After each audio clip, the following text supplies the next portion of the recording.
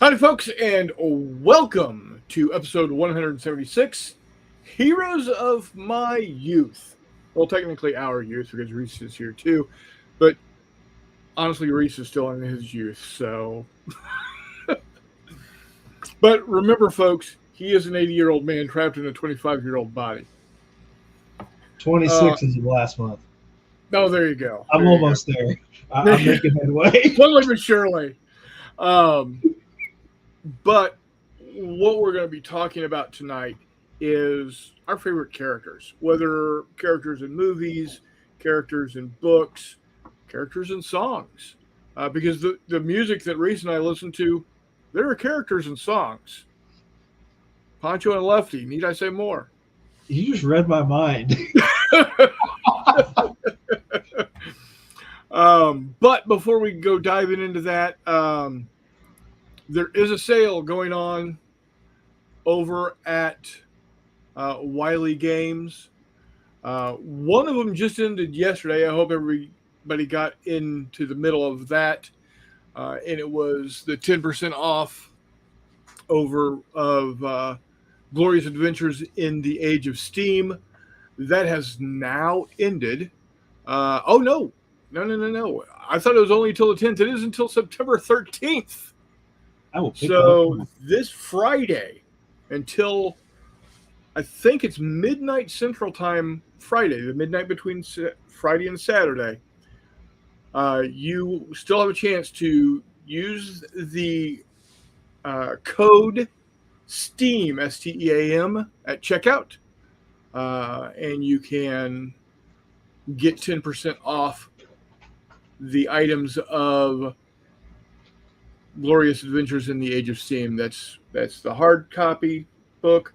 It's not a hardback book. It's a hard copy book. It's a soft cover, but it's a physical book. The cards, 10% off the cards. Hello, McMurray. What's up? We're talking about the sales going on over at Wiley Games. Oh, okay. So yeah, Are there the any new ones, or is it still Age of Steam? Well, it's Age of Steam ends this Friday. Okay. Then he's got until October 31st, so almost a whole month. 20% off everything that has to do with Tales of Horror. Oh, okay. There you go. Hell yeah. Use the code GRUESOME, GRUESOME, at checkout, and you get 20% off things dealing with Tales of Horror, which includes their merchandise, the hoodies and the mugs and the whatnot. If it's like the Horror King of Spades hoodie, you put in gruesome, and you'll get 20% off of that. Hello, Jeffy. Hello, lads. And then if you order a hoodie, you're going to get free shipping on any hoodie, not just the Tales of Horror hoodie. That's badass. Any hoodie, free shipping. So, yeah. And then you can get the Jay Wiley ball cap special for only $19.99 right now. What is the Jay Wiley ball cap special? It's the ball cap he's always wearing at conventions. It's the red, the fistful lead one? Yeah, it's the black one with the Wiley logo. Oh, okay, there you go. My bad. Yeah, it's the W that kind of looks like a Viking helmet, even though Vikings didn't wear horns on their helmet. They most certainly did. Well, from time to time. They most certainly did. There was a whole thing with Brian and this dick. Oh, that's right. That's right. Yes. There is archaeological evidence that Vikings most certainly wore horns on their helmets. And now there's also archaeological evidence in my backyard that Lassie Nielsen is a dick. Reese, did you miss this whole thing? Most of it. Had a long story. Had a cattle drive interrupted by an air show. Anyway. No, I mean the whole Lassie Nielsen is okay. So basically, Brian a few years ago painted up some fun Vikings that were naked berserkers who had horns on their helmets, right? Okay. Whatever.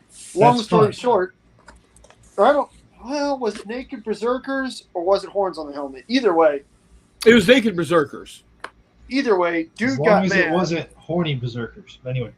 Probably. I don't. No news on the condition of the wieners.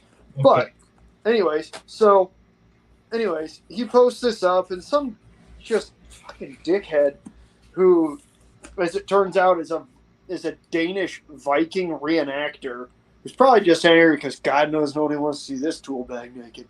Got like 6 shades of butthurt because the Vikings never had naked berserkers. They never did naked stuff. And then so I just Google, did Vikings fight naked? And what is the first thing to come up is a period cup that's inlaid, or not inlaid. It's the opposite, where you Engraved. No, it's where you beat Embossed. There you go, embossed. Anyways, that has images of naked Vikings, running around doing Viking stuff, and they all wearing horned helmets. That was the funny part. And so I posted that, and then he went on this thing about, there's no actual archaeological evidence for that. It's like, okay, first off, you're staring at it. Second off, that's in your own Danish National Museum. Get fucked. So then, in order to, circumvent there's no archaeological evidence, I had this big old, probably 35-pound lead ingot, essentially just a brick-sized chunk of lead in my basement, right, for, muzzleloader stuff. Yeah, understood. And so lead is one of the slowest metals to actually legitimately degenerate other than gold. And so I took a large flathead screwdriver and used that to engrave that lead block with the words Lasse Nielsen is a dick, and then that date. And then I took a picture of it and buried it into my backyard so that it's officially entered into the archaeological record that Lasse Nielsen is a dick. So in, 1,000 years, when people are, trying to figure out what the hell's going on in what used to be my backyard, an archaeologist will know You're going to confuse the crap out of somebody. that Lasse Nielsen is a dick. Probably not, Going to realistically. But I hope I do. And I hope they look back and go, man, that guy really was. Anyhow, yeah. Jeffrey, it's good to see you, buddy. Good to see you too. Oh, sorry. Good to hear you. Well, just hang on a minute, okay? I just got home, and I got something that I think you'll be very, very excited about. Yeah, but I'm going to say that every time you get on stream. So That's fair. But I think I got something you're going to be very, very excited about because it opens up large possibilities in areas of things that you like quite a bit.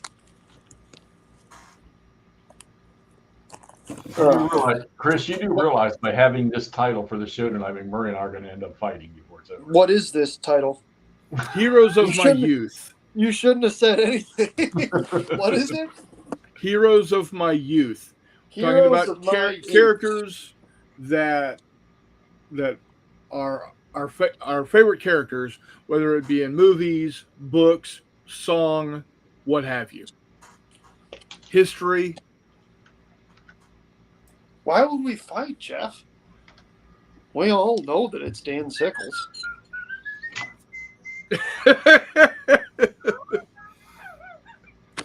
While we're waiting for McMurray to I must have disrobe. disappointed a dog. Charles says evening. Nord says evening, Chuck. Richard Keenan's in the house saying hello. Nord says mind reading. Hey, I charge for that privilege. Nice. Telemachus, Chris Rock should have said, this is the Oscars. If you don't mention your wife's name, no one else would. He's There you not go. wrong. Nord wants to know how Hexy's doing. Hexy says he's doing good. Nord says the Americans captured the Grave Bridge intact and a number of other bridges intact. The 82nd is pushing into Nijmegen. Oh, nice. Yeah, Nord's playing. What are you playing, Nord? Hell's Highway? No, not Hell's Highway. Oh, geez. Holland 44, the one that I think I sent him. There you go. Yeah. That's the And 7-inch one, right? then he wants to know what muzzle loaders have you fired? He's fired the Brown Bess, the Charlesville, and Springfield rifle musket. Which Springfield was it? You got a 2-band or a 3-band? Or I'm sorry, those are Springfields. I got you. Yeah, the 1842. Oh God, actually that's a long list, Nord. That might have to be like a Discord thing, but lots of Besses, a couple Charlies, some Pots. The time is 9:11 right now. It is. Well, for you it is. Yep. But yeah, bunch of Besses, a bunch of Charlies. Like I said, Pots. What's the cone bore Austrian Grenzer musket? Either way, point is it's really cool because it's got a tapered touch hole, such that when you fill the main charge, it dumps powder into the pan as well, as long as you have the frizzing closed, so you can shoot it crazy fast. Buddy of mine got a rifle shop kit on one of those back when rifle shops still made them before it became way too expensive. And obviously Springfields. I'm trying to think if there's any smoothies that I'm missing. I mean, a whole bunch of different Fowlers, obviously. I have a 4-bore blunderbuss that I've fired once. I then took it back apart because I still need to finish it. It's mostly in the white. Yeah, like I said, a whole bunch of Fowlers, a whole bunch of different, again, rifles. I mainly enjoy shooting flinters, but every now and then I'll shoot a fun cap and ball rifle. Most rifles are a little too particular to get super duper into in terms of flintlock rifles. Most are any number of canoe guns or some Virginia rifles, some of the Pennsylvania, a lot of Jaeger style rifles. Did get to shoot again a same buddy has got that Austrian job. He's got a really nice rifle shop Baker rifle that he built. A whole bunch of Kibler kits. I used to help a guy do kind of the final finishing on Kibler kits for folks. And then a few different, like kind of a trunnion mounted swivel, and then a few lighter cannons on the light end of things, like a couple grasshoppers, and then one that's like a half-scale Napoleon. A lot of muzzleloaders. They're quite delightful, Nord. A lot of front stuffers. A lot of flint guns, because the coolest guns go boom twice. And now we legitimately lost Jeffy. Reese isn't entirely tuned out. Chris is. I'm in. But I know. I know. You just also have other stuff you're doing. That's okay. I'm trying to keep this little maniac from getting into stuff. That's bullshit, Nord. That sucks, because that's not fun at all, to be honest with you. It's weird that people usually, at least around here, there aren't a whole lot of AWI reenactments around here, needless to say, but there's some large ones at like Fort de Chart and stuff, and people are always super duper happy and willing to share the hobby, including Jeffy. What is that, buddy? French fries out of the air fryer, baby. As well as any number of other just local rendezvous and trade fairs. But I don't know. I was trying to get. There was a group for a while there that seemed like they were going to try and get a trade fair or a rendezvous going in the St. Louis area, like closer to St. Louis itself. The issue is the entirety of what was Colonial St. Louis is essentially the Arch Grounds now, or at least the overwhelming majority of it is. So obviously, they don't want a bunch of people with guns at the Arch. Honestly, it wouldn't be like it's a national park, and if there's one place that there's tons of reenactments that go on, it's national parks. Right. But I'm amazed they let anybody in St. Louis carry weapons. You mixed up anybody with everybody, baby. Right. But yeah. Puppy fight. Yeah, they're going to go at it.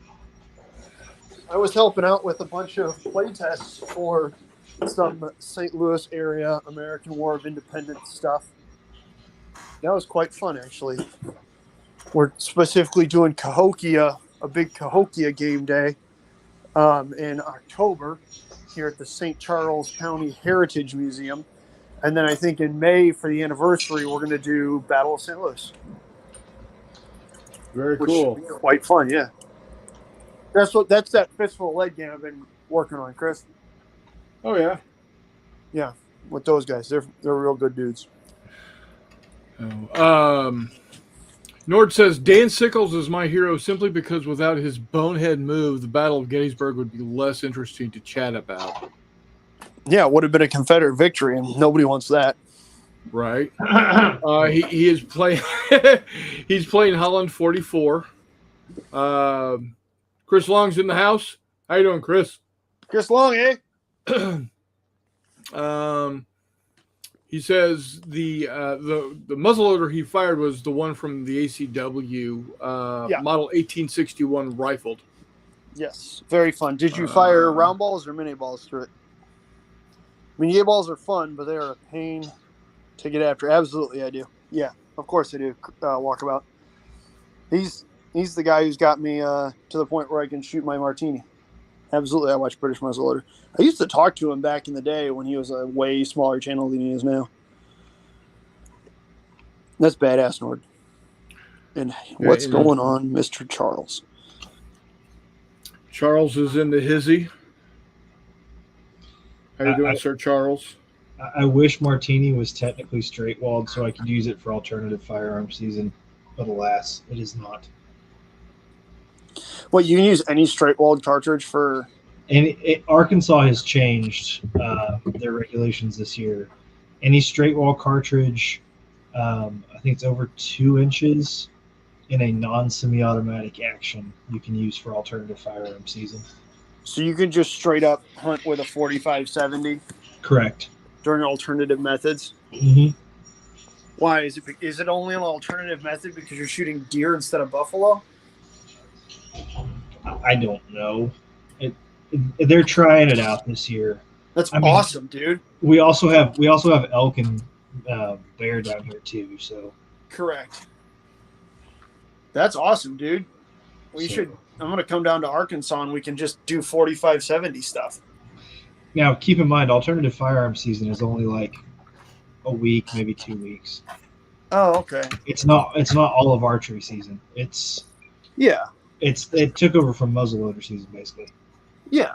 Yeah. You talk about you talk like there's more than 2 weeks of hunting season ever. Dude, we've got like 4 months down here. I know. Illinois is not like that. Yeah, it's because you live in a terrible place. But yeah, I was about to say, our alternative methods is essentially the same thing. It's basically another firearm season. It's just 2 months or a month later. But yeah, archery season is monstrous. But Missouri has such a deer problem that they're even making antlerless season colossal now. How's your chronic wasting disease up there? It's still county by county, so it's not too bad. Okay. Yeah. Ours got pretty bad a few years ago. It's starting to slow down now. Like, I can't even be mad about the county by county thing because the giant chunk of property that I hunt on, the entire south end of it, is not CWD county. Mm-hmm. So. Well, and what they did with us is if you're in the CWD zone, they lifted a ton of restrictions and basically said anything goes, fair game. Oh, like there were never necessarily special restrictions in Missouri. It was just a hey, you got to go to. No, I'm saying they removed the 3-point rule. They removed a bunch of stuff, and if your deer test positive, they give you another tag. That's Hi, awesome, you bunkhouse. Mr. Bunkhouse, buddy. What's going on? Sorry, I'm not going to see you this weekend, bud. Yeah, in Missouri, it was always just there were no restrictions. It was just you need to bring your head in. And then I don't know if they gave you another tag. It wouldn't surprise me necessarily if they did, but I I don't. mean, it's not like Arkansas doesn't give 6 tags a year anyway. That's fair. So, anyway. That Enough is- about deer hunting on a miniature channel where we're supposed to be talking about heroes. Well, maybe our hero is Fred Bear You know? There you go. or Daniel Boone or Davy Crockett. There you go. Any number of hunters. He stopped in Little Rock and gave a speech one time, Davy Crockett. Sweet. King of the Wild Frontier. Bum bum bum bum. Nord, if your hero is Bambi, your hero tastes really good. Dude, your You're hero's weird. fucking delicious, buddy. Wait a minute. Is that Bambi of a particular movie type network or a deer? Oh, actually, I've seen Bambi in a couple of documentaries recently that were pretty good. Like, those Bambis didn't have antlers, but they definitely had racks. Hey-o! Anyways, Goodness. Charles is going to finish another 2 miniatures tonight. heck yeah, buddy. 12. Yeah, he does. I'm going to finish another 12 French fries here in a minute. Nice.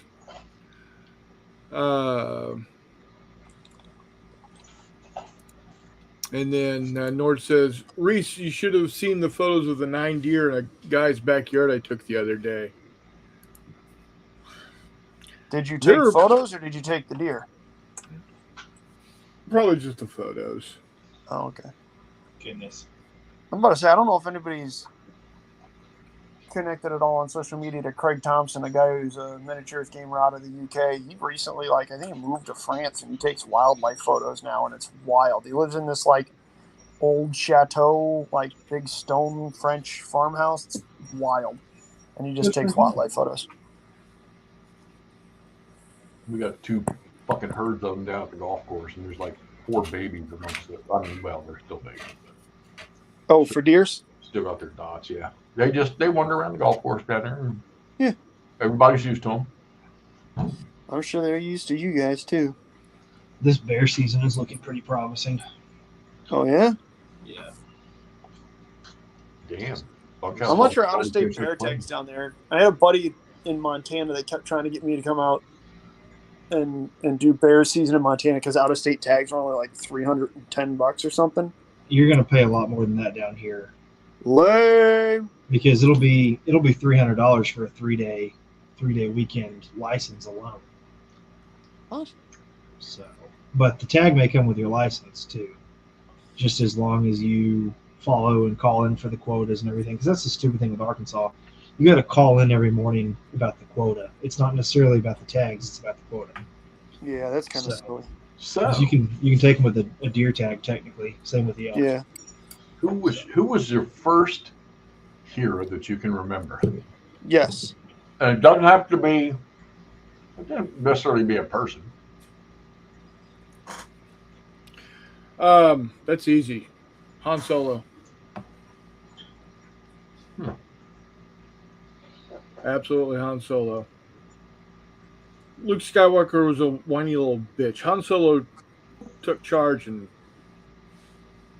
took care of business. What about you, Jeffy? I would have to say, as a little tyke,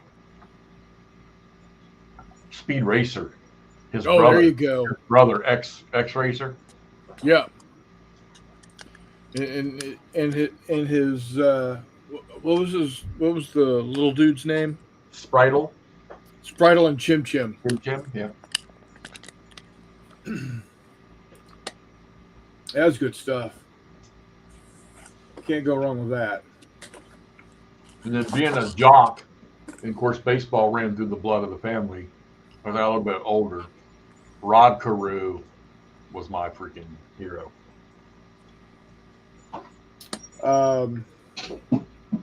It's probably obvious if we're talking baseball, but my baseball hero is obviously Nolan Ryan.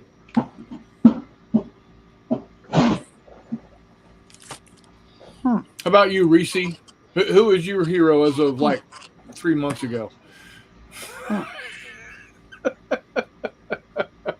You know, No, seriously though.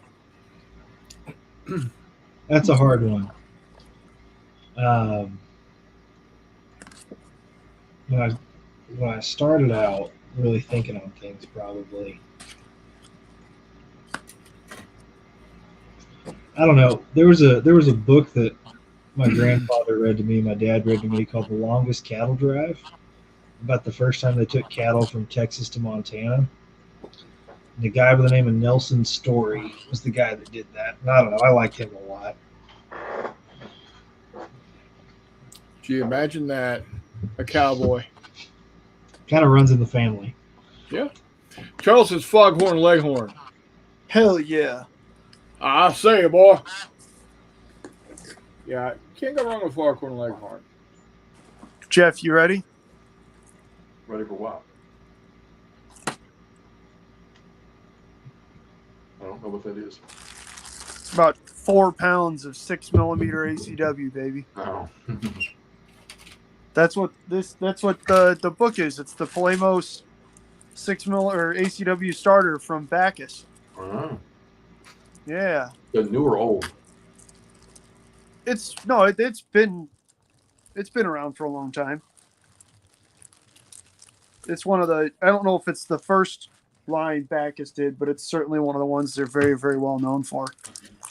But what this means is that soon there will be a dozen or so Union regiments and a dozen or so, I don't know if YouTube's going to lose their mind, CSA regiments. It's got good, like these painting guides are pretty slick, which makes sense because Bacchus has always been good on paint guides. They've had paint guides sitting on their website forever.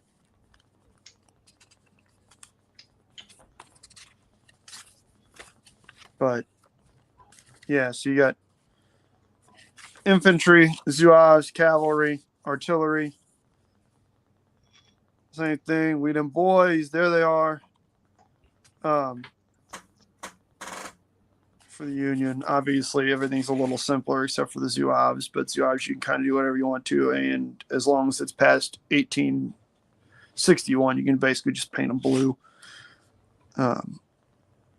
But yeah, I am pumped. That room that Reese has right there, that could be one hell of a big table for gaming. In that room. Yep, I believe that's a basement, like a whole ass basement. That is. What? What? Basement Toller says what? Jeff was saying you could put a hell of a table down there. I do have it's just to my right. You see that table there? Yeah. Yeah. That's 2 folding tables. I just don't have the cameras in yet. Oh, nice. Hell yeah. And I'm going to have a dice table as well, so you can roll your dice off the table. Nice. All right, Jeffrey. It looks like we got some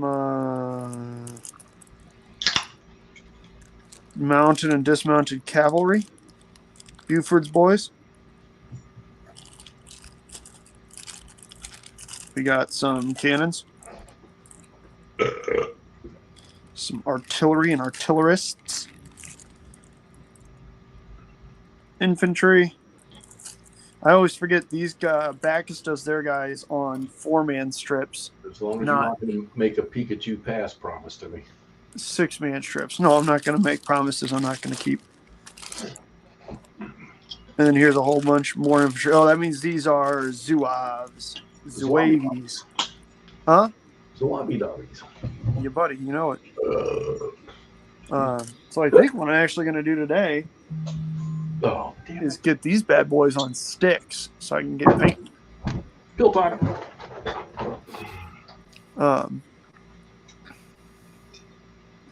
Muskets on the left side instead of right. Don't you start with me, Nord. Are you kidding me? What? That he likes Bob Feller? Mother. They do. They have muskets on their left shoulders, not right shoulders. They're all left-handed. Damn it, Nord. I don't care. And you never mention that. And I'm never going to think about it again. Charles says 6mm is for East Front World War II. Wrong. Games that sit on our shelves are for East Front World War II. Games I've never purchased for 300, Alex. No, there's certainly a time and a place for East Front games. They're just not my favorite. That's all. Okay, so we got Zouave. No, I guess we have one regiment of Zouaves. So there's two command bases. Okay. Oh, God, that makes more sense. I can't explain why, but I have never. I've never got interested in East Front. Oh, and I can't explain why. I don't know. It's not my favorite. I guess because there's no good guys on that side. Correct. Which, to a certain extent, is the nice part about playing East Front, right? Because if you lose, you still win.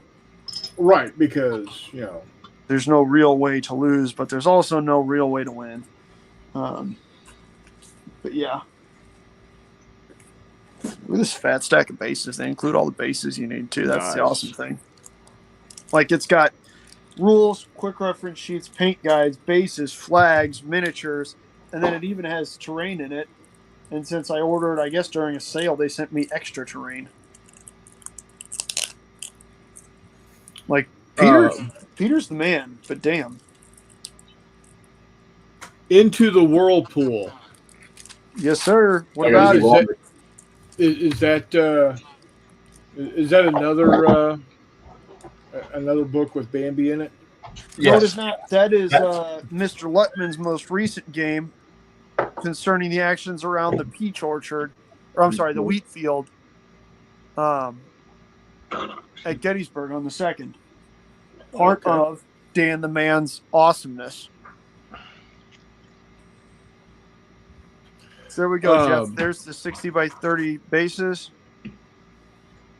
And that's the basic layout is 6 strips, 1 command strip, 5 infantry strips, 2 rows. And that will be our basis for a regiment, buddy. So you're going to stop all your painting and start on them? I'm quite literally cutting it, or I am trimming it right now, buddy. That's what I'm doing tonight.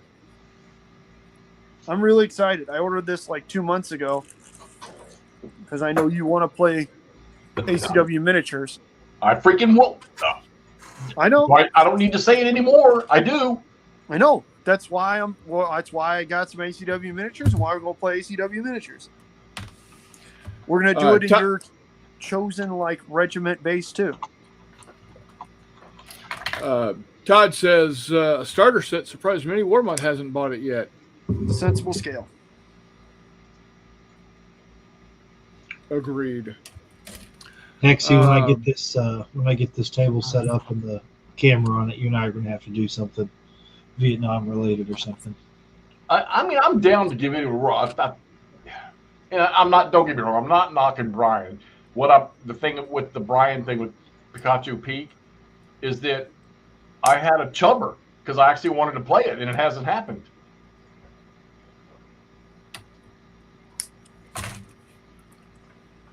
I wish he would get that together and let's do it. I just got a feeling that if I play something that's kind of historical, tactical, whatever, because what have I played with you guys? Fistful of Lead stuff and Zombicide, which the Zombicide I got is kind of fun. Nord, they're just 60 by 30 MDF.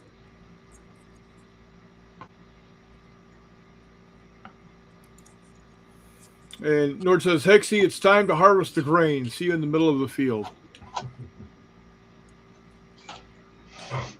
Unless I'm very confused, I think Jeffrey's rather excited about,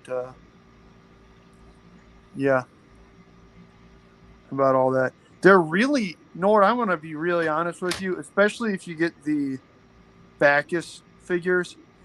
They're really not too bad on the eyes. You're painting a lot smaller detail on your 28s. Yeah. Mainly because the only thing you're really getting here is you paint the jackets a color, you paint the pants a color, and then maybe you do a dot where the face is, but it's a miniature, so the head is extra large. You know what I mean? So like when you're painting the barrels on a rifle or something in 28, that's the size of the rifle in this. So you just put a strip of brown down the rifle and it looks great. It really, I know that everybody always says that, right? It's intimidating. It's really small. You zoom out though, right? Like you don't see some of these buttons when you're 900 feet away from them. I'm sorry, that's not correct. Yeah, it is. Aim small. 1-300 3-foot rule. When you're 900 feet away from somebody, you don't see their buttons. You see the color of their pants and the color of their shirt. Probably don't even really. You paint the rifles because they look pretty. Decision Games has a sale right now on their Game Edition magazines. All the magazines have games in them. Nice. $30 a pop.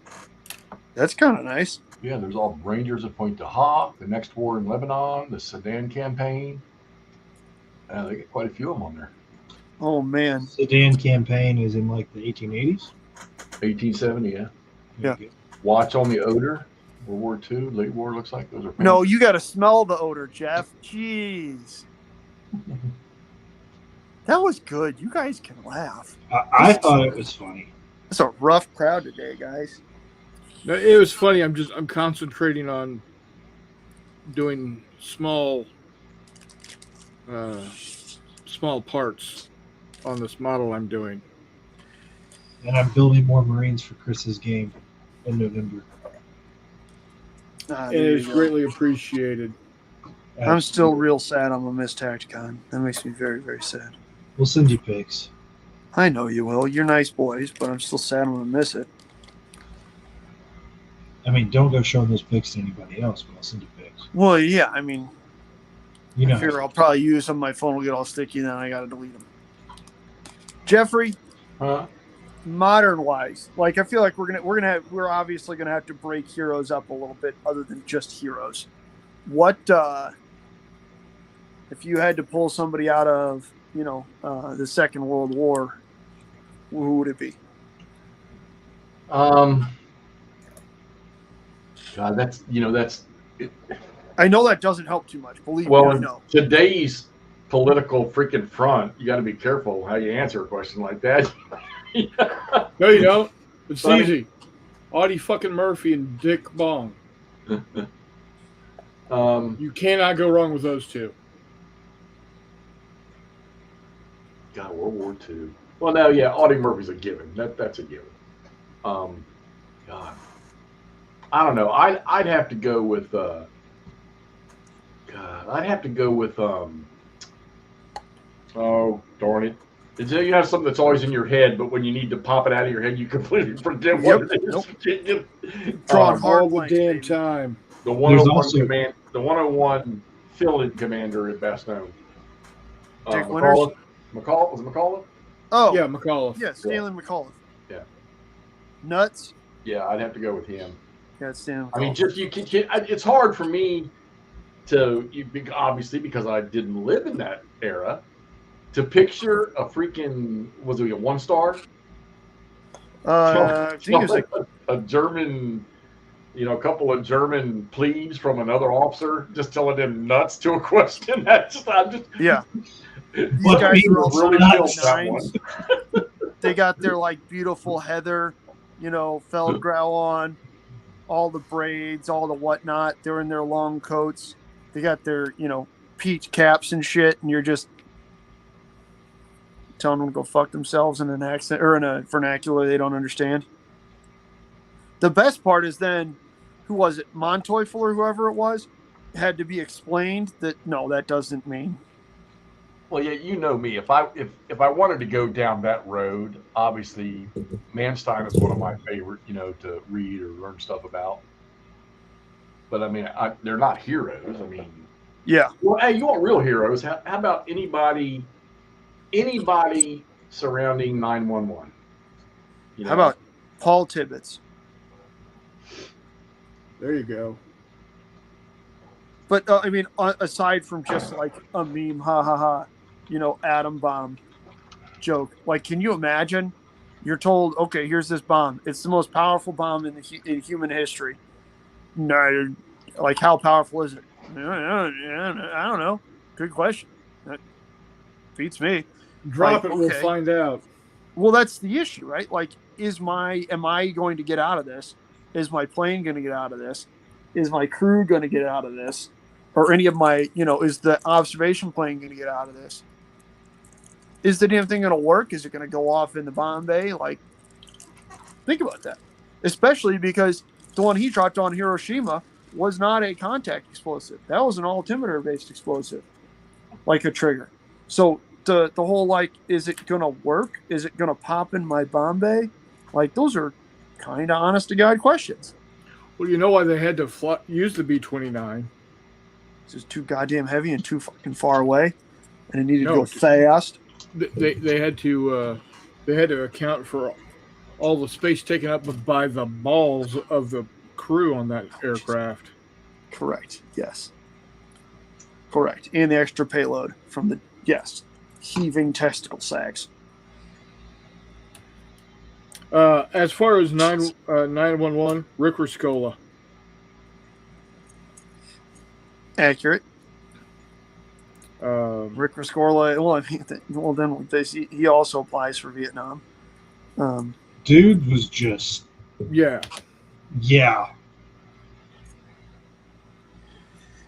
He's he was a bulldog. I think he was a dude. Well, you know what I mean. I do. But you also know that I gotta mess with you. Yeah, I do. Jeffrey, are you excited? About each stick is a regiment. So that's how I'm doing these. okay. I know I'm breaking my primary rule of base on like models, but here I am. I'm doing it. I'm basing by regiment, like when I used to base Flames of War, or when I used to paint Flames of War miniatures based on what platoon they were going to be in. Richard Keenan says Pappy Bowington, heavily influenced by Black Sheep Squadron in his autobiography. Also a fantastic example. 100%. Honestly, Charles Lindbergh did a pretty good job for himself in the P-38 as well. Other aspects of World War II, maybe not, but... how about George Gay? He floated around in the ocean watching the Japanese carrier get deep sixed. That had to be a tale to hear. Yeah, the last surviving member of Torpedo Squadron 8. That's McCluskey's squadron, isn't it? Yeah. Yeah. At Midway? Mm-hmm. Yeah. Actually, we told Pilecki. What's that? We told Pilecki, guy who broke into the Krakow ghetto to get caught up, to then step into a sweep going to Auschwitz to make a report and then escape, deliver that report to the Western powers, get largely ignored, not get himself out of the war, continue to be in Poland for the rest of the war, continue to stand for Polish independence after the war, and then get imprisoned and executed by the Soviets in 1947, immediately post-war, for being a thought criminal. You know, that applies. Yeah. Hero works for that. Somebody's selling their entire East Front Series games. You're selling EFS, No, Jeff? somebody is up in Washington. They're selling all 6 boxes or 5 boxes. How much do they ask you? A lot. Each box he's got around $80. They're new. Only the shrink wrap's been taken off. So That's surprisingly reasonable. $80 each or $80 everything? No, Each. no, I'd buy it right this second, offer him 20 extra bucks if that were the case. Hey, But he does have one. gotta ask these questions, man. Caucasus campaign, $90. That's hard to get. It is. I saw somebody who had a bunch of Europa games listed dirt cheap too, and I was like, that's a trap. That's not correct. That's bait. Yeah. But phew. Missed a lot of infantry stands, Mr. Jeffrey. Or infantry strips. Where'd you pick that? Was that at one of your toy stores? No, I ordered this from. Oh. I'm not kidding. When you were Bacchus. talking about how much you wanted to play ECW, I ordered a starter set to put together in 6 mil so we could play ACW. And Bacchus does good work, man. They do. They're pretty miniatures. They're fun miniatures. As you guys know, I really like your regular. But it was also the starter set thing as compared to the 800-pound Mongoloid starter set, which is severely lacking. See. Charles says any of the Flying Tigers. Accurate. Yeah. Nord says I'd be tempted to say John Wayne. He is my Western hero along with Kevin Costner. Constant. That's right. Nord says, man, Flames of War was my first World War II miniature game I ever played, painted stuff for, back in 07. There you go. I started with Flames of War in 2011. I got my hands on a Flames of War rule book and like theater book, but I've never played it. I started at the very tail end of first. Actually, that's right. I played for like a month in probably 2008 or 9. And then didn't do anything with it until I came back from college in 2011. And by that time, yeah, it was moving into second and third. Yes, Toll. He has some cavalry mounted and dismounted in that set. I do. I will be trimming those up next, actually. I absolutely do, Telemachus. I think these infantry I might do not regimentally. These I might do all the command stands on one and then a bunch of infantry stands because they're not. Because with the Zouaves, I kind of want to do one with, red pants and then maybe the other one with red jackets or something like that. But these basic federal infantry should all be relatively the same. Charles says same for John Wayne as well as Richard Widmark. Man. And Richard Widmark was pretty damn good in the Alamo. Yeah, he was. Richard Burton, man. Not in many Westerns, but was in Elizabeth Taylor, and that's enough to be a hero. There you go.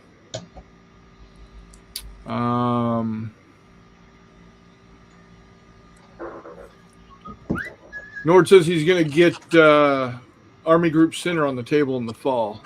Believe it when I see it, Pennsylvania boy. But I'll be happy to see it too at the same time. You're going to have an unexpected visitor, Nord.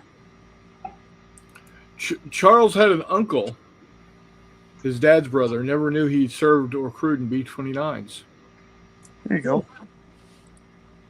It's funny. I keep seeing these people. They buy these like, I don't know, these, like, here's an example. And I'm sure it's a good game. It's not a Hexy game, but like Comancheria or whatever from GMT. I see people, they buy these things and then they start selling them. And I'm like, cool. Like the DVG aircraft games. Yep. But they buy them. Everybody thinks it's the greatest thing in the world, and boom, sold. The Hunter games, people sell them like crazy. It would seem to me that a game like that, though, like the Hunters, just watching other people play, that It's you could play it over and over again, and have a different narrative each time. But Chris? the Hunters, absolutely, absolutely. I enjoy it immensely, and it is a different game every single time you play. And I'm losing my damn mind because I'm somehow missing an entire sprue of parts. For what? Your car? No. I picked up a 1/700 scale model of the RMS Titanic Oh, damn. because my granddaughter is just crazy about the Titanic. And not the movie. Yeah, she likes the movie too, but I like the movie. the history and everything about the Titanic. So I got this model, and I'm going to build it for her Christmas present. But now I'm missing an entire sprue of parts, and I don't know how I'm missing an entire sprue of parts. I would imagine it's something important also, like the superstructure. No, it's the front mast on the bow. Oh. Have you seen the sprue at all, or did it? Oh yeah, it came here. I usually find mine like under the box or something. Yeah, or under instructions. Maybe if you got the box lid or the box sitting in the box lid, I've had that happen too. No, I've literally because I took it out of the baggie and set it down with the other items. Oh, there it is. Good lordy, Jeff! Look at this line of. You mean this Strip. big yellow Nord?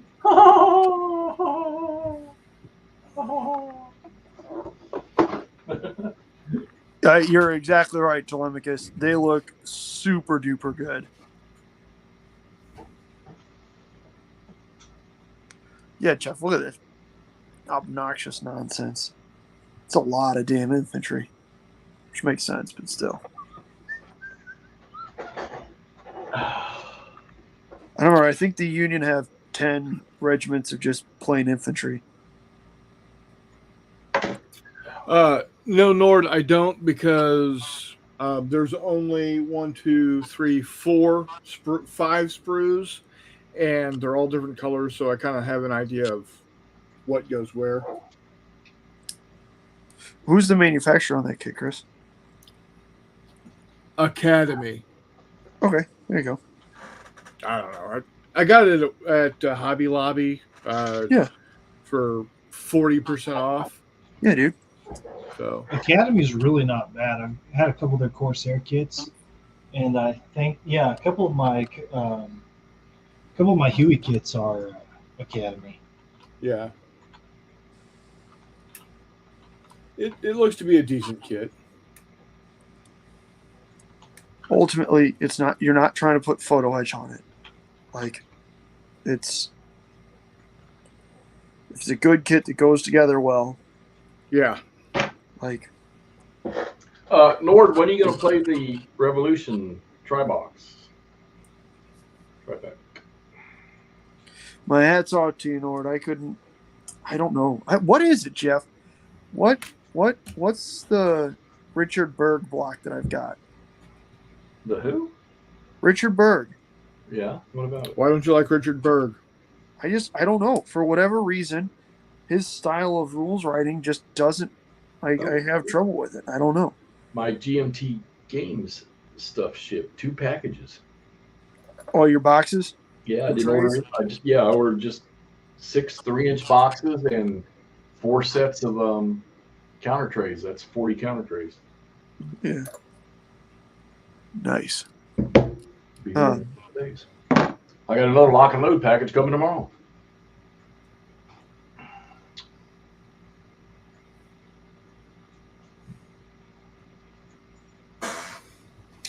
Well, we all know what lock and load package I'm waiting for. Last I heard, it's still in China. You know, if you import from China, make sure you visit the right places. Like I got a What's number that? one address on Chino Street.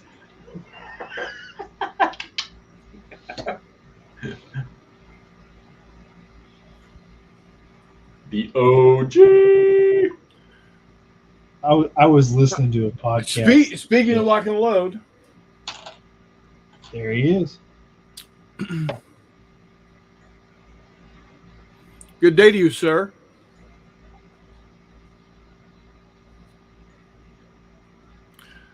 Hunters in the air, but you get to decide, do I want more bombs, more fuel, more ballast?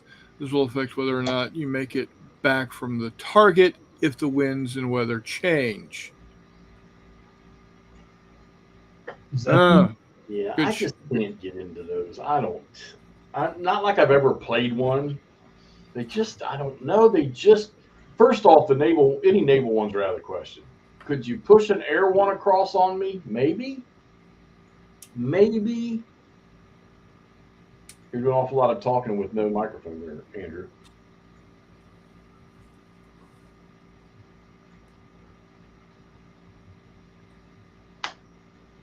Oh, he's gone. He just told a whole story and nobody heard him. Reese the ball, what are you painting there, buddy? I'm building Marines for Oh, the game for November. Well, let's see. So let's go. So everybody's doing their market garden stuff now, and I just don't really have the time to do market garden. I'm doing the new Napoleonic game. Already started playing that tonight. I just posted a video on that. I've got BCS Brazen Chariots set up. Well, I got the maps down. I haven't started playing it yet. I want to get back. I want to play all the BCS games. And I got Lock and Load Tactical sitting here in front of me on my computer desk. I'm probably going to play those scenarios by a vassal.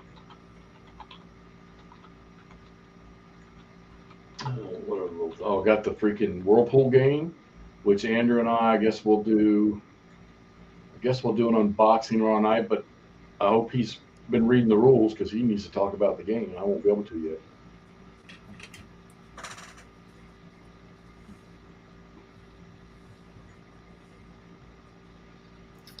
So fiction. Dev, I got that game set up, and I played the first turn, and of course you saw the little video I shot tonight, and my blood is already racing through my veins of that game. I forgot how much I liked that damn demo of the playtest copy.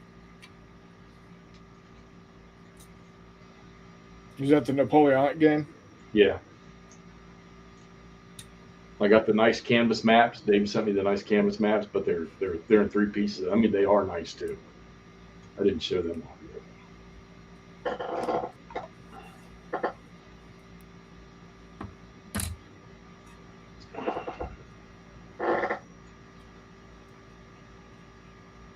The hell. So fictional characters. Jeffy, do you have any fictional characters that you... Fictional characters. That's a good one. Well, I mean, I was always a Johnny Quest fan for cartoon stuff, but yeah, any one of the freaking Marines in Aliens. Oh, there you go.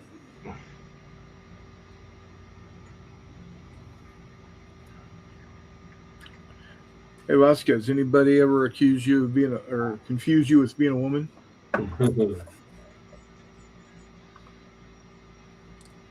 Such a great movie. It is. It's my favorite sci-fi movie.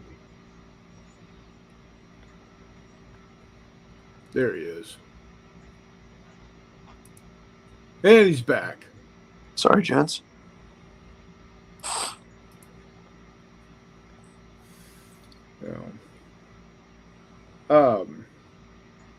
McMurray, who is one of your favorite fictitious characters?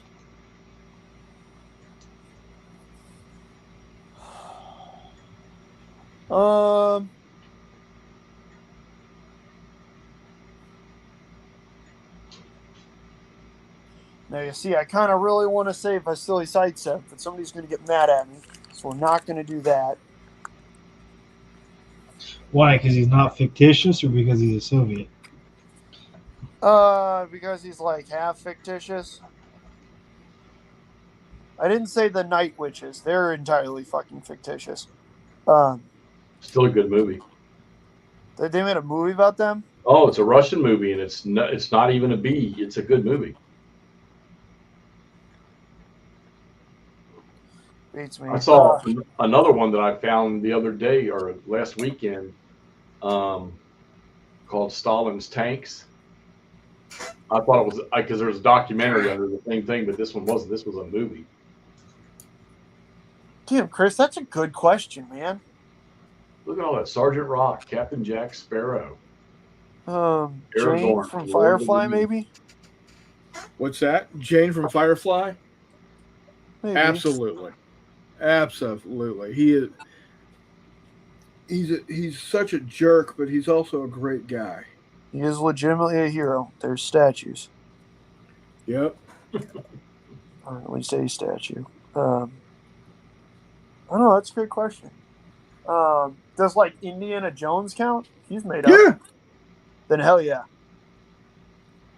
Absolutely. Certainly Indiana Jones.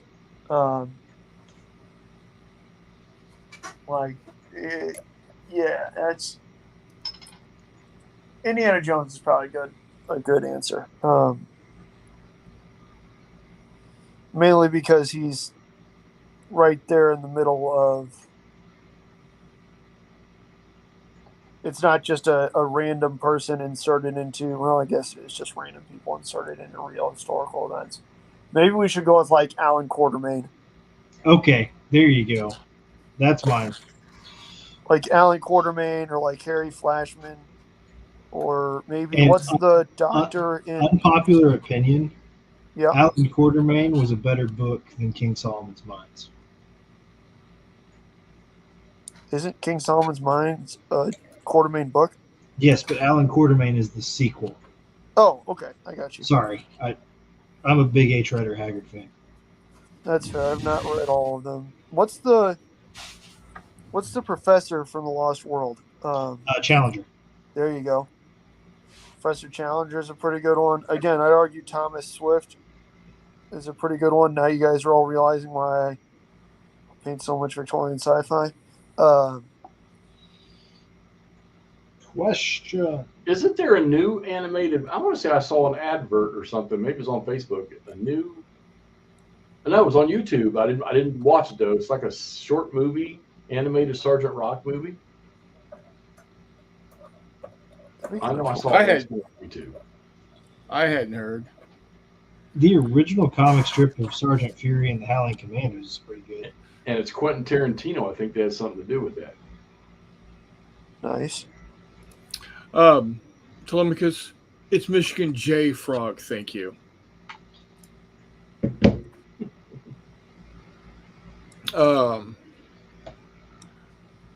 Let's see. Conan the Barbarian, Doc Savage, The Shadow, Gollum. Howard says, my hero is Barbed Wire, portrayed by Pam Anderson. Good movie. Good movie. There was a Australian TV show. It was Australian American in the 80s that was on the Disney Channel called 5 Mile Creek. It was a live action series about a stagecoach stop in Australia. I very much enjoyed that. Miss you, Paul. Yeah. Telemachus says, I feel so reprimanded. You should, sir. Why do you feel reprimanded, Toll? Because he wrote in Michigan Frog, and I said, no, it's Michigan J Frog. Oh. Being pedantic. What did you think I was talking about, Nord?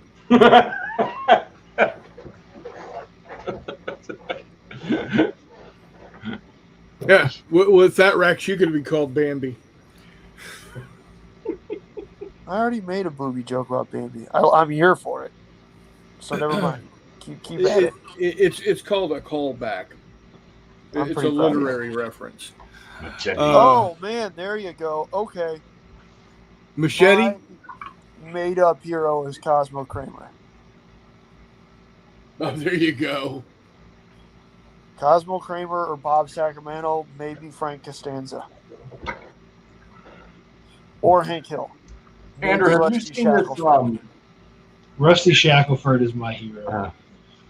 Andrew, why don't you buy this, The Battle of Wise Fort from Bill Molyneux, and play it and tell me what you think of it. Which one's that? His Civil War game, The Battle of Wise Fort. Oh. It's like your St. Louis stuff or whatever. You know what you could always do? I'm not buying it. I don't like the looks of the map. But you could. You don't have to. No. See, you never has to get to Jeffy's house. You buy it and have it shipped to St. Louis. Yeah. Well, no. When we saw his delivery system YouTube video the other day, it won't get to him. No, it'll only take 2 throws. And you got 2 little girls trying to throw the box. I'd like to point out that my second one, once I had a general idea what the hell I was doing, I didn't get practice throws like Todd did.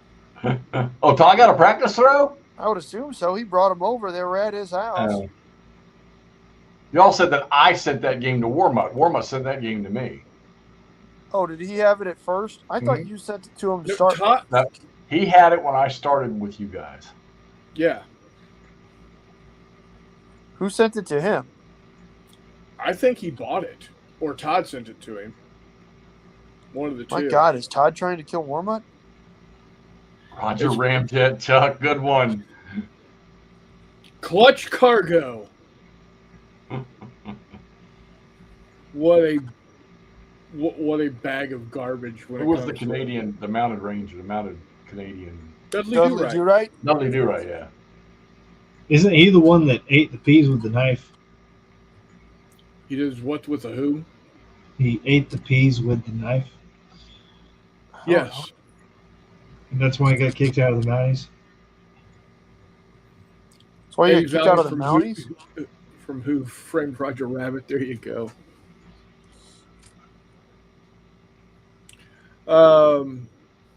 Norton says he suggested you build a mini catapult for that. They could see how it could be the first to launch the game onto the grill. That's fair. The other thought was to use like a shotgun clay thrower. Hey, Nord, there's somebody selling Savannah, the Savannah box for $20, dude.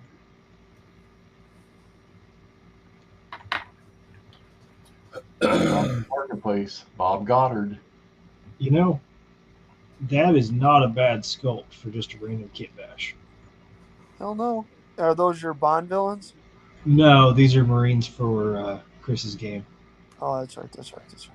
But I only have so many boxes of, like, I take that. I have only so many types of boxes of Marines, so I've got to mix it up. arms and stuff together. Because unlike your wonderful 6mm, I have to hand build each figure. He posted Dog, I don't 5 even hours build my ago. 28s. Nord, you better You're get on crazy. it. Nobody's bought it yet. What'd you say, Jeffy? There's that Revolutionary War tri-pack I sent him. Somebody selling Savannah for $20. He posted 5 hours ago, and nobody's bought it yet. What did you say, McMurray? I don't remember. Something about 28s. Oh, yeah. Joke's on you. I don't hand sculpt my 28s. I buy one-piece metal models. I got you. Yeah. I have spent altogether too much of my life assembling models that were miserable to assemble and miserable to paint. I am A-okay not doing that ever again. Another one of my favorite characters growing up was this fine gentleman. Luke, I am your father. Oh, Rod Carew. Oh, my God. I say Rod Carew, and here's a picture of him on Facebook. They're listening to you.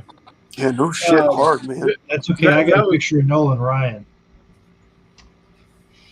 Brewster So, Cowboys are going. when I was a kid, of course, Washington Senators were the where our baseball team. I have old 8mm films around here somewhere. The Senators playing. Well, my dad finally took me to an Orioles game, and they were playing the Angels, and Rod Carew, of course, was there. He was playing, and we got up and left. It was like a fucking 2-1 game or something like that. And right as we cleared the old, I guess it was the old Oriole Memorial, right as we cleared the gate heading into the parking lot, Carew hits a fucking 2-run home run at like the top of the ninth or something like that. He wasn't going to let you leave without getting something cool, Jeff.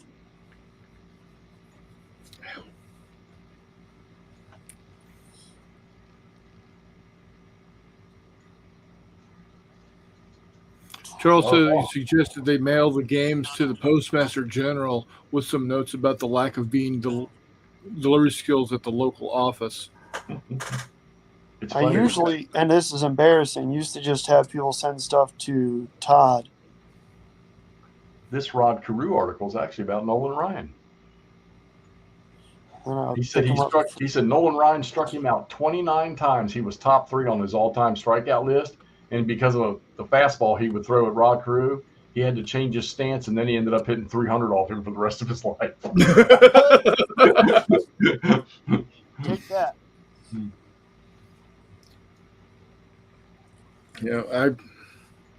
People will, of course, people will argue about anything when it comes to the internet, but people will argue that Nolan Ryan was not the greatest pitcher of all time, and all I got to say is 7 no-hitters. Well, over 5,000 strikeout leader, right? Yeah, he will always. I don't think there will ever be anybody getting close to being able to get more than 4,000 strikeouts at this point. Just remember, you can't believe everything you read on the radio. That's a good point. I think Abraham Lincoln said that, didn't he? Mm-hmm. What'd you say? I think Abraham Lincoln said that. There you go, yeah. Nord said he met Joe Paterno once, almost ran my ass over in front of the creamery at Penn State. He stopped and backed up to make sure he didn't hit me. He was a nice guy. Be happy that's all he didn't do to your ass. Yo! Nord says he takes Bob Miller, Bob Gibson, Tom Seaver, and Christy Mathewson over Nolan Ryan. I don't know. The only reason Nolan Ryan didn't have more wins is because the teams he played for had piss poor offense. Rangers and Angels. In Houston too, right? Yeah, Astros. He does have a World Series ring. I like 69 Mets. Yeah. Matter, I hardly know her. This is a lot of 6 mil, Jeffrey. Holy smoly. Are you done yet? I've got. Good Lord. 240 on sticks so far. Each one of these? No, I'm sorry. I've got 200 on sticks so far, with another 120 to go until I'm done with the infantry. I'm working on it, buddy. We're moving quick. I think I'm going to paint the Union first because I don't like painting Union as much, and the Confederates I tend to paint up way faster.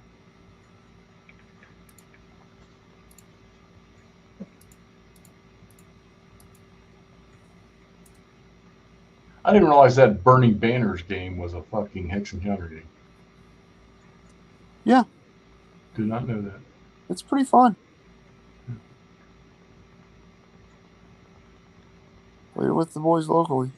I had a good time. Even if there's not enough female somethings or whatever. Grog says 6mm is easy to paint. Oh, absolutely, they're easy to paint. Oh yeah, it is. I love them, Devin. That's why we're doing it. And they really do. They look good, man. They look really good on the table.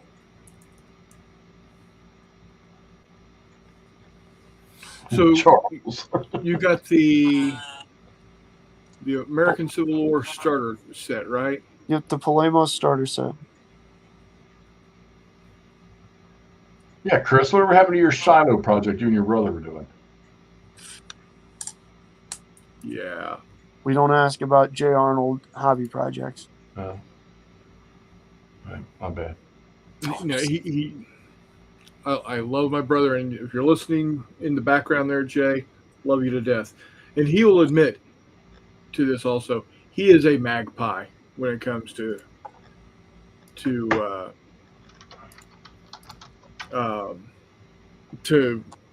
projects. I'm truly surprised we have stayed with the Quar as long as we have. I was about to say the Quar do seem to be bucking that trend to a certain extent. Yeah, I wonder if Master J has something to do with that. there's a lot to do with it. All right, so the American Civil War box set looks like it's 98 pounds 75. I don't know what the I have no idea. I got mine for 10% off anyways because they were running a sale. I was quite happy. Oh, there you go. Yeah, that was hard to argue with. Because you get the Polemos rule set, you get the Polemos Confederate Army starter pack, the Union starter pack, 2 sets of pre-cut bases, 2 Union flag sheets, a Confederate flag sheet, painting guides, and 3 buildings and plinths. Yep. And then I also got a free building or a free little like village thing. Very cool. That's cool. Yeah. I think that's a good deal considering that the Army packs themselves are 43 pounds. Well, and considering you've got, I mean, look at all the shit that's in it. Yeah. Like there's at least here's 10 Union units and 2 Zouaves, and then there's 2 more units of cavalry. And then you've got, I don't remember how many, I think you got more artillery in the Union box, or maybe an extra general in the Confederate box. It's a lot. The forces are huge. Like I said, right now I've got 240 Union just basic infantry and 50 Zouaves. And I'll have 50 cavalry and dismounts. Like it's a big, hefty box. I wasn't kidding when I dropped that. Whatchamacallit on the table. Oh, and I forgot about that. That's all just the. Can you hear me? Yeah. That's all just the stuff that's on the like line strips. Then there's probably another 200 or 300 skirmish models. So in a GHQ style strip where they're in a strip, they're meant to be cut apart and scattered on a base. Hang on.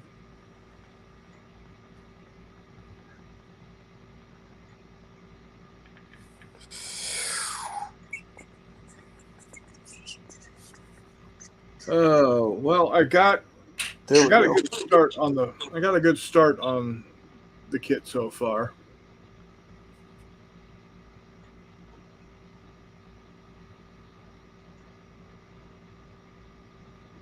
I'm letting it dry because that mask is a little wonky. With the long lines, Jeffrey. The long lines. Man. I have seen somebody do these for like a 1-to-1 thing, Jeff. Right. It was pretty impressive. Like, so they built out a regiment with the appropriate number of figures. It was That's pretty a lot. wild. That's a Really lot. cool. Honestly, most ACW regiments are, you just stick one of these bad boys in the center of these two laid next to each other, and you're not doing too bad with the line behind them as well. Then you have some file fillers using these figures. Some line fillers. Works out pretty good.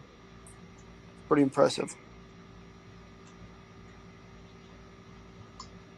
I am happy. One of the things that kind of bugs me sometimes about Bacchus is that usually all of their figures are modeled with bayonets. My infantry are not. My Zouaves are. You can see them back there. But the infantry aren't. They just have shoulder arms. I like that a lot. But yeah. Back to working. Yeah, exactly, Nord. I think what they did was the 20th Maine for something or other, because of course they did. So they had 200 and then 120 mutineers or 160 mutineers, however many it was. So yeah, it really wasn't a huge number. 400 just sounds like a small, maybe not. So you got to remember, this is not modern regiments. Right. Like, it's attritted regiments that were only about 1,000 to start with. Which even by World War II standards would be a small regiment on paper. Right. They're not, regimental combat teams or brigade combat teams or anything like that either. It's purely just infantry. There's no combined arms in any of these. And the logistics were, I don't want to say less, but curtailed.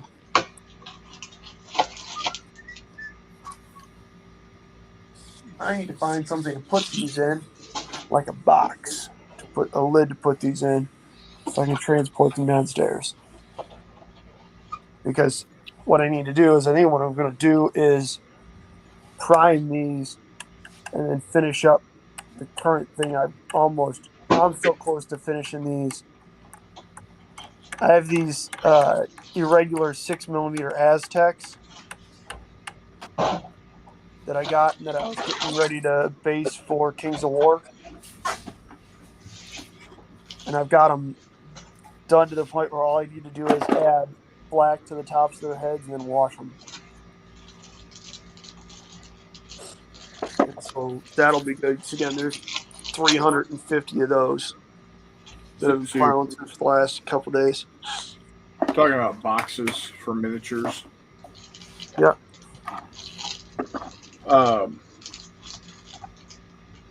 PLA spool boxes are the best.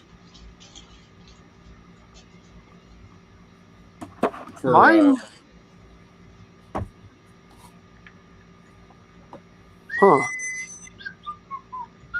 Because they're like just under 9 inches by 9 inches by. Hold that one up real quick. By about 2.5 inches tall. Oh, okay. See, I get mine in the doubles, and so they're just like normal cardboard boxes. Oh, yeah. Yeah, it happens. Although, these should fit in those slimmer scrapbook cases, which is nice. Because then all I have to do is put a real thin stopper on the bottom of or two of those, 3/4 inch steel discs that are 1 millimeter thick or 1/2 mil thick. Yeah. On the bottom, and those will hold to a magnet sheet because it's just 6 mil. So it's I light. like these photo boxes. Yeah, essentially the same thing. Just actually, I might be able to get away with those. So I've got a bunch of those things. I'd have to I probably will actually, because these 60 by 30 bases are pretty small, to be fair. And I would imagine I could probably fit each of these armies into one or two of those little guys. Although that also means I could probably get them into one of those slim cases, so I'll probably wind up doing that. Because that's pretty tempting. And they're great for these little photo boxes are great for the naval miniatures also. That's what I've got mine in, yeah. That's what I've got my airplanes in. Mm-hmm. Especially because at Michael's you can get the box of those boxes, where you got 16 of those boxes in like a chest of drawers kind of thing. You mean like this? Probably. I've been ranting about I got that. I've got that two of them right arrangement for a next to me long right time. now. So I That's think what I got all my Rommel stuff in. It's super helpful. I found mine at the thrift store for $2 a piece. There you go. I usually get mine when they drop them down to like $10 a piece, and I'm okay with that. I'm okay with that for those big chests of drawer looking up. Mutt! There you go. Oh, what's up? How are you, sir?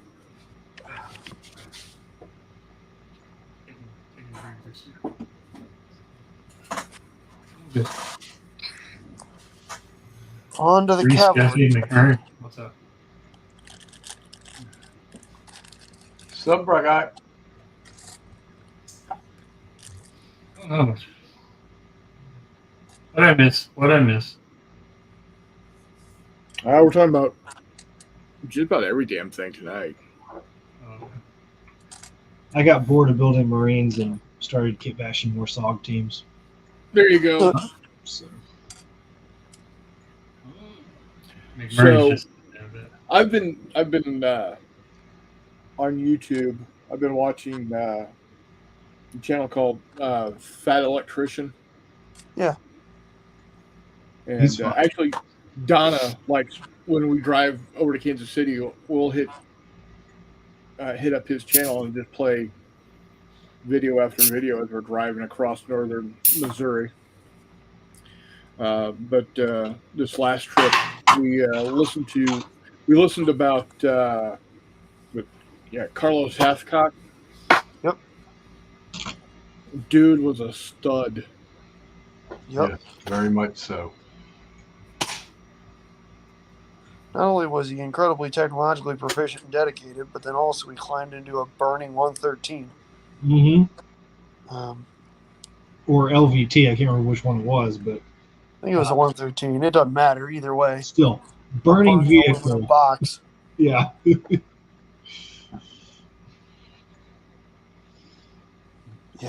Either way. Nord wants to know if you're going to put out a skirmish screen in front of your regiments. I do have these skirmishers. I am not sure. I think there's enough bases to do a skirmish screen essentially in front of each regiment. So probably, I don't know if I'm going to make one for each. But I'm going to try and what do you want to call it? Or try and base them a little more densely, because I think there's only 8 figures allotted per regiment, or maybe 4 for the main infantry. So I think I might wind up, doing a little more concentrated on the base than I think they intend to for the rules. But yeah, I probably will, Nord.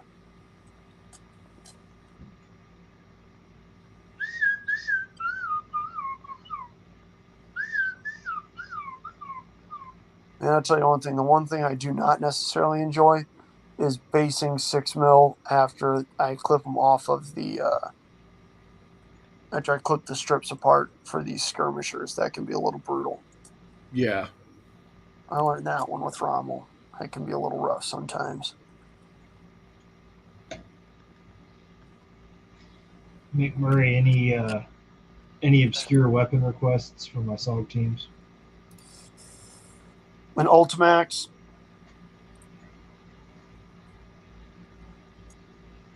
I'm just kidding. I don't think the Ultimax was around at that point in time. But yeah, an American 180, actually.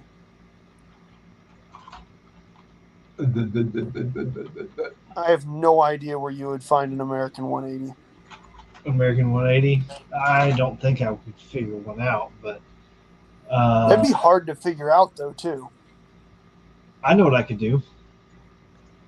You're not going to use a You take a Thompson, cut the mag off of it, and put some sort of drum magazine on top of it.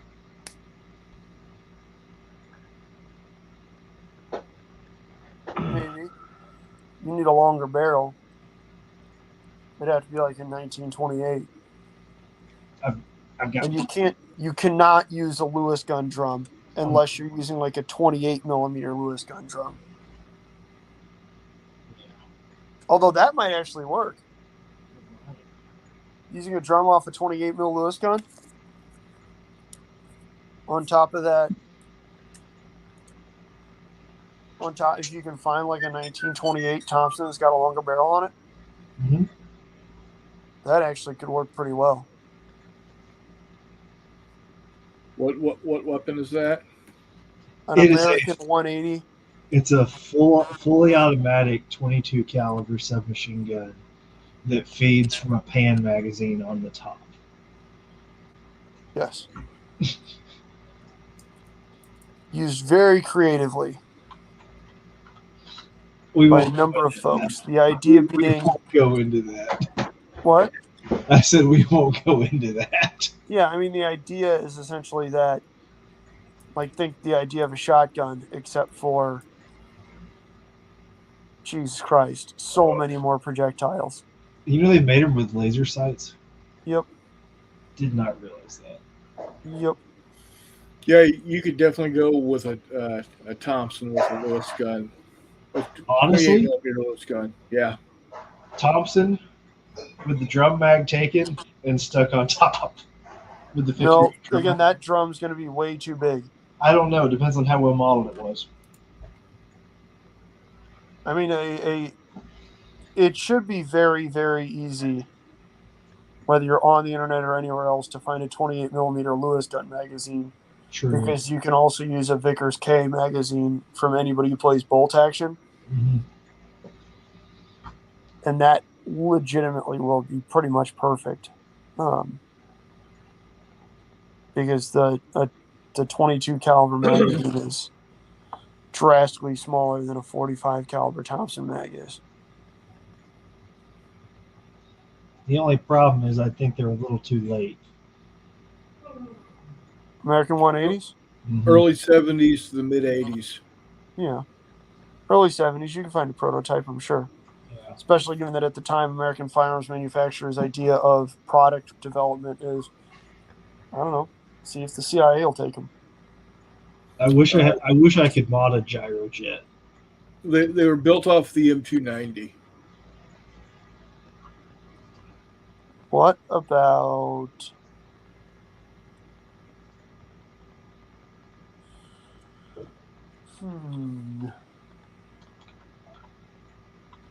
What about a row gun?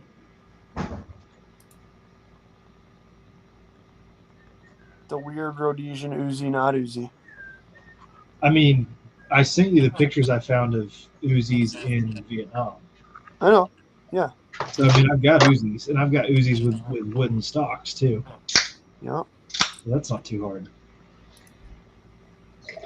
It doesn't have to be super weird, I mean, super obscure. Just not the typical Vietnam fare. You quite literally asked me about obscure, so I was going like real deep. No. You're good. You're good. I appreciate it. I do. You could always just go full ham and give somebody like a highway patrolman or some other, Model 17 or something. Just Well, I've already got Mad Dog, and he's got plenty. well, yeah, but he's got a bunch of snuggies. Well, I've got him. I've got some full size on him too. So That's fair. That's pretty awesome. Yeah. Just have somebody wandering around looking like Harry Callahan. yeah, Yeah, if you got a Model 24, that I could actually see. I'm sorry, Model 29. I could actually see a SOG team coming up with a use for a Model 29 yeah. like that. So did you ever right play? up their weird alley? Did you ever play Battlefield Vietnam? Hell yeah, I did. So not the Bad Company, but the 2004 version. Yes, the Do you- old PC version. You remember what the sidearm for the SOG teams were? The Battlefield Vietnam I had did not have any sort of campaign. It was purely Battlefield 1942. So Battlefield, we're talking the same thing, but if you went to the Cambodian incursion level or the Ho Chi Minh Trail level, they had MAC v SOG on there. Oh, I And don't. so you're running CAR 15s with underbarrel grenade launchers and 357 Magnum handguns, Oh, okay. There you go. which were they used the same like profile as the M40 sniper rifle for the handgun. Like the animations were different, but the bullet was the same. Oh, okay. You I could got sight you. in with the binoculars and then take the shot with the revolver and hit every single time. Oh, there you go. Anyway, There you go. I mean, that was going to be my joke, was that somebody read Walter Winans' book and was like, hell yeah, we can do that. yeah, would Elmer Keith be too early or too late on that? Elmer Keith might be a little early. Yeah, But Walter Winans is certainly around. And Walter Winans is certainly the kind of person that you would find literature out of in an A camp or in Bragg in 1960. right. Because it's one of those, what can we do? And at the time, a 44, if you're looking for, okay, we need something to, I don't know, maybe we run into a water buffalo. What are we going to do? There was the whole Shriver bringing in a 444 Marlin. Exactly. Bunker buster, man. Exactly. So, okay, what's something maybe a little smaller we can try and use? Well, there's a Model 29. Okay. It's a whole lot easier to get ammo for, and it's the same basic concept. Yeah. Sadly, I can't pose Shriver taking a giant dump in the officers' club. That's fair. But you can make a dude with a giant 44 mag. I could, and I do have a couple of German Shepherds lying around. There you go. So, anyway, you were talking about Fat Electrician, Chris. I just Listen to if you Carlos wanna- Hathcock. let's hear about Carlos Hathcock or any number of just total badasses like He was an Arkansas he's- boy, if I remember correctly. yeah, he was born in Little Rock, 1942. He's got over an hour long video on Dick Bong, Yep. which is amazing. Did you? I would assume you've seen his short video about the USS Texas. Oh yeah, we're gangster leans. Yes, correct. And then he also has one about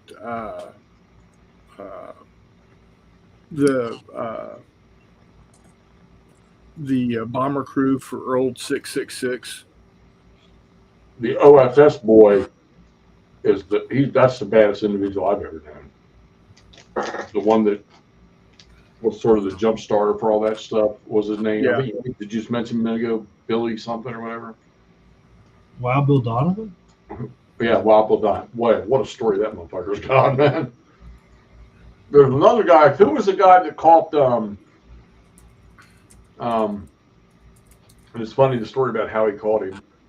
Oh, Jesus Christ. They were casing somebody else in the Middle East, and then this guy suddenly just appeared out of nowhere. He's like probably the most infamous terrorist of the time. Oh, I can't think who it is now. Was he the guy that did Beirut? I think it's a little bit of everything.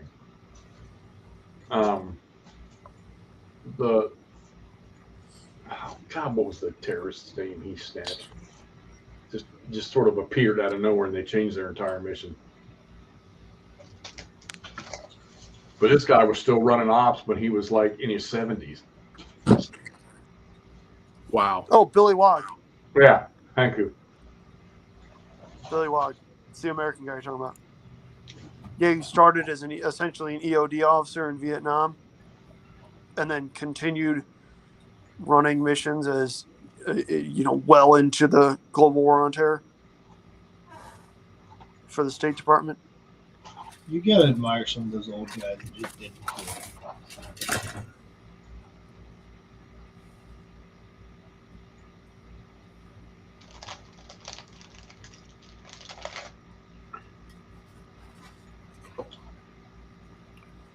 Oh, Banner, British pilot, World War II, no legs. Absolutely, Charles. Yes. The Fat Yeah, Electrician's Douglas got one about him too. Yeah, he did get shot down, and the Germans caught him. And how he got out of his plane is he was stuck. his one of his false legs was caught, and he said, "I'm about to die. What's worse is going to happen?" And he pulled the ripcord on his parachute, yanked him straight out of the cockpit, leaving his prosthetic leg behind him. Yeah, he didn't need it anymore. Well, he did his best to evade on one leg, on one prosthetic, and the Germans finally caught him. But he said, "Hey, can you reach out to the German or see if they can send me over another leg?" And the German said, "Yeah, sure. We'll even give the British plane free access. We won't harass him or anything." So they drop him a leg, and then of course the airplane continues to go bomb something. But once he gets the leg, he starts doing his very best to escape. I was about to say, he gets the Constantly. leg and then promptly starts trying to escape at every opportunity possible. Yeah. He does get away. What's Carlos the Jackal was the guy I was trying to think about. Oh yes. yeah. But yeah, every chance he got, he just tried to escape. And when he was in like on the second or third floor of the infirmary, and he took all of the other bed sheets off of the unoccupied beds that were in there, tied them together to make a rope, just like you see in the movies. It was too short, so I guess there was another guy in there with him that was passed out, that was drug-induced coma or some shit. So he ties off the bedsheet rope to this dude's bed and slides it against the window with him in it. It repels out the window. Nothing stopping Dougie B, dog. Yeah, they were. He figured out the reason why he could do tighter turns was because he didn't have legs, so the blood didn't have any place to go. Oh, so he could pull more G's because the blood had to stay in his head? Yep. That's wild, fantastic. Yeah. So that's why when my brother did his Battle of Britain, Good job, Richard. Nice, dude. His Battle of Britain overlay for X-Wing, Bader could do red maneuvers without taking a shock. Oh, that's awesome. That really is cool. Yeah. 10 figures painted and based. Love the Geek Gaming Scenics Taiga I used to base my fancy figures with half battlefield ground, half battlefield grass. The Taiga is quicker and looks better. Yes, it does. Nice. Yes, it does. I didn't mention it the first of the show, but we'll mention it now. Go get your Geek Gaming Scenics. gaming product from geekgamingusa.com. First off, it's an amazing product. Second off, your U.S. distributor is a pretty cool guy. He is very good guy. Tim is one of us, as it were. Now, even if you don't need the basing material, I'd still go for the glue because the glue is fantastic. Yes, absolutely. So, yeah, go check it out at geekgamingusa.com. Make your crappy models look good, your good models look great, and your great models look amazing. So, Like full blown, what's her name from Archer? Amazing. So, I used which one was this? This is Patchy Plains base ready material. I'll use Patchy Plains on Dorothy here. Let me turn lights on here. Let me get the lights going here. Hold on. All right, well, I'm off to bed, folks. See you, Jeffy, buddy. All right, good one. Take care, Jeff.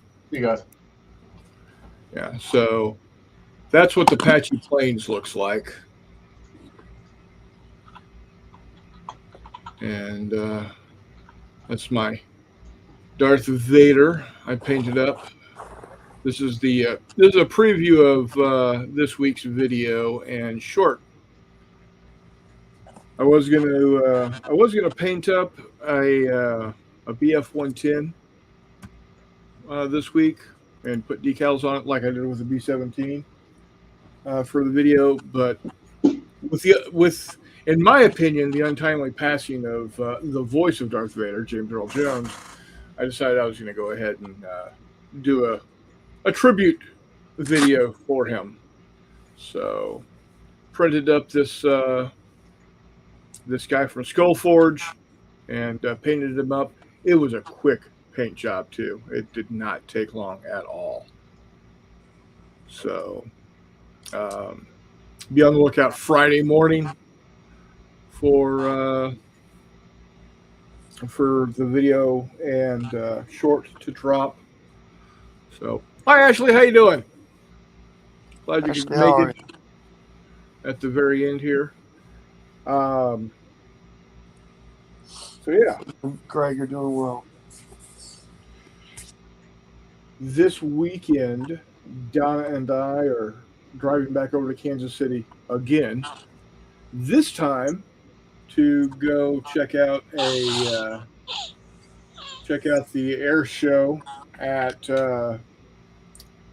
in St. Joe, Missouri, and this time it's going to have the Thunderbirds and the commemorative Air Force group Tora Tora Tora. Nice. So I was telling Reese prior to the show, I saw the Tora Tora Tora group for the first time when I was probably about 9 or 10 at an air show out in Hondo, Texas, just west of San Antonio on US 90. And they did a full-on Pearl Harbor reenactment. Oh, damn. And also at that same air show was Texas Raider, RIP. And they had her up and did a couple flybys before the show started. And, she never landed, right? So in the middle of the demonstration with, explosions going off in the middle of the airfield, whatnot, here comes this B-17 flying parallel to the crowd line with only one wheel down.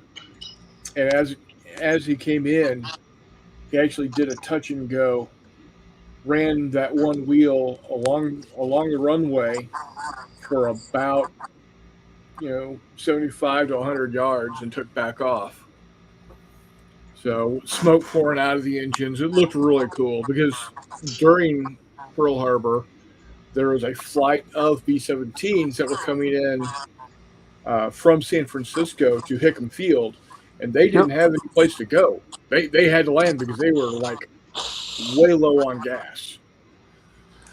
So, yeah, it was pretty cool. Tora Tora Tora, the Tora Tora Tora group gets its name obviously from the code word or the code line from the Japanese to say that it was a go, Tora Tora Tora, but also they were the aircraft used in the movie Tora Tora Tora. Oh, nice.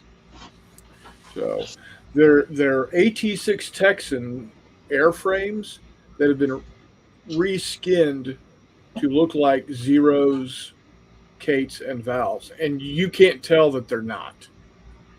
They've done such a good job of getting them put together to look like Zero's Cates and valves. So pretty cool. It's good stuff. It's very enjoyable. So we're hoping to have fun. The gates open at 10. I'm hoping to be there right around then to go see all the static stuff. And then flights start at noon. I think the Thunderbirds are going to be on at about 3:30 or 4 o'clock. So it'll be a good day. And it's not going to be blinding stupid hot. It's only going to be about 82. So it's good stuff. And the best part of it all is it's free. That is pretty awesome. Not like the the Chesterfield Air Show, which costs $40 per person to get in. That's ridiculous. I didn't know that. Yeah, it is ridiculous. Yeah, I have no idea. The only I've been there were times I had to work, so luckily it was free. Although it wasn't super duper fun. Yeah. So, hey, Mutt, you there? Yeah, I'm here. So, who would you say was your very first hero? Larry Bird. Larry Bird. Larry Bird. 3-time MVP, 84, 85, 86. Hasn't been So done for who knows how long. So, are you still a Celtics fan? Yes, always will be. All right, fair enough. Yep. I And I am a Suns fan too, so I root for my Suns. Yeah, you know what? Hey, we can't all be perfect. At least you're a Chiefs fan. I am a Chiefs fan. So we won by a toe, and I'm happy. Hey, can't beat that with a stick, brother. Yeah, there's a lot of Chiefs fatigue going on now, like there was with Patriots. You know what? Their tears are delicious. Yeah. No. It's just amazing how Xavier Worthy, he replaced Tyreek now. Boy, it's fine. Yep, he did. Yep. So, I mean, the first time he touched a football in oh, the God. NFL, he gets a touchdown. Yeah. Love it. Love it. Yeah, man. How I thought I'd be on a little bit earlier, but now we had a dinner. All That's the kids okay. were here, and then in-laws showed up. So That's fine. You know, Wednesday nights, man. you make it when you can make it, man. I'm okay with that. Not hurt my feelings none. Who would you say your favorite fictional character? And it can be a movie, a book, comic, cartoon. Song. You guys, I'll be honest. I mean, it'd probably be Darth Vader. There you go. No, that's a hero. Well, I mean, one of my Something favorite about things- it, man. First time seeing him. Yeah. And it's that James Earl Jones voice, man. That's what it was. I don't know. So, yeah, seriously. Well, then when Empire Strikes Back came out, you had Boba Fett, and it's like, oh man. Yeah, Boba Fett was pretty bad. I mean, Nah, Boba Fett is just Star Wars man with no name. Yeah, So Yeah. I'm okay with We it. all know pretty it's- awesome. I'm not saying he's not awesome. I'm just saying he comes from a good bloodline. I mean, let's be honest. In literary parlance, if you're not stealing somebody else's idea, are you truly in the field of entertainment? Hmm.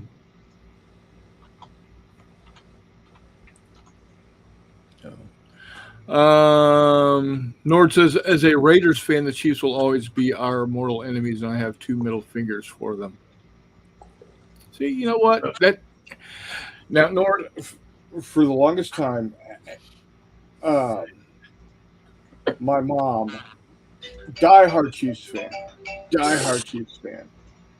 but because of who one of their players was back in the late 60s and 70s will always have a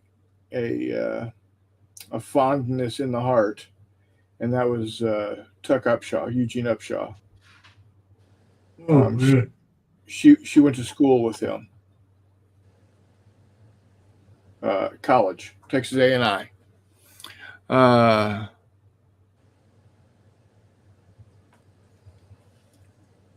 So, you know,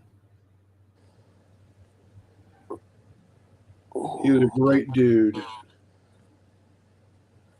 Was it Hendricks that had the no front teeth? Who's that? Is it Ted Hendricks or Hendricks that was their linebacker, had no front teeth on the Raiders? Way back. I think that was mandatory for all of their linebackers. Reese, do you have dinosaurs in your scale? Yes, he does. Yeah, he's got raptors. How far are you, McMurray? Well, I haven't based anything, so 0. No basing, but I've got 32 millimeters. I'm about to say completed Yeah. painting, like 4 feet. 4 feet, yeah. Goodness.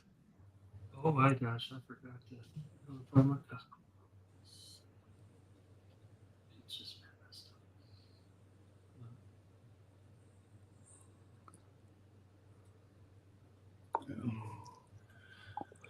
I'm finally starting on the Vikings now, so. Oh, I've seen it. Start off with the Saxons when I said I'm just going to do Vikings. Oh. Bughouse says, remember, ripping off one thing is plagiarism. Ripping off multiple things is research. Jesus, yeah. It's coming from, I mean, the man is an academic. So, anyway, well, I think we're going to go ahead and wrap it up for the night.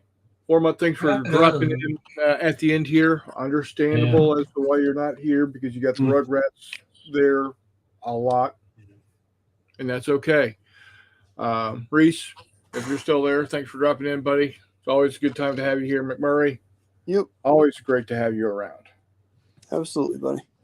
So, like I said, Friday morning, we'll see a new video and a new short drop on the channel. Come by, check them out.